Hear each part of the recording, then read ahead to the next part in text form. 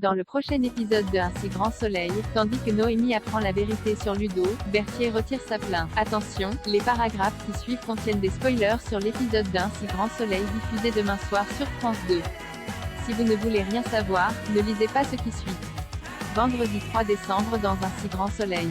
Noémie apprend la vérité sur Ludo en découvrant le corps sans vie d'Ariane. Ludo quitte les lieux précipitamment.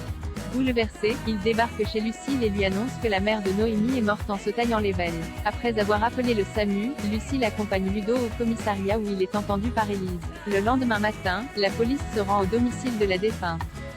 D'après les premières constatations, Ariane est décédée d'une hémorragie externe probablement entre 18 et 20 heures. Selon le médecin légiste, la mère de Noémie s'est suicidée.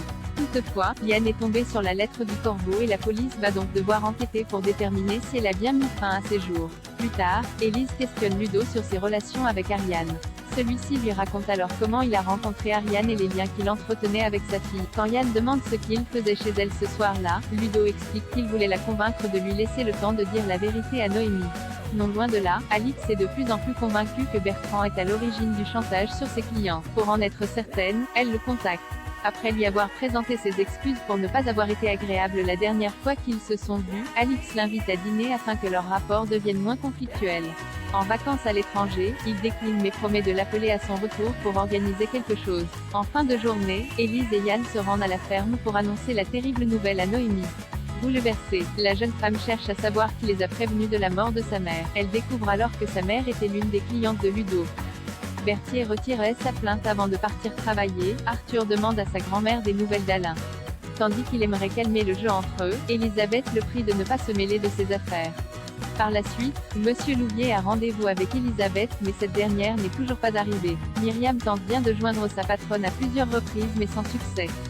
Là d'attendre, le client finit par s'en aller. Quand elle apprend qu'il est parti, Elisabeth s'emporte et reproche à Myriam de ne pas l'avoir retenu. Sans attendre, la jeune femme décide de le rappeler pour fixer un nouveau rendez-vous dans la semaine. Pendant ce temps, Florent informe le capitaine Léonie que son client désire retirer sa plainte contre Elisabeth. Face aux questions du policier, l'avocat affirme alors que Berthier n'a subi aucune pression puis indique qu'il a pris cette décision de son propre chef. En rentrant, Laurent confie à sa femme qu'il a eu un déclic à l'hôpital. Souhaitant laisser le passé derrière eux, il voudrait qu'ils repartent de zéro. De son côté, Willem prévient Elisabeth. Lorsqu'il se félicite d'avoir utilisé la presse pour parvenir à ses fins, Elisabeth le somme de respecter ses choix à l'avenir.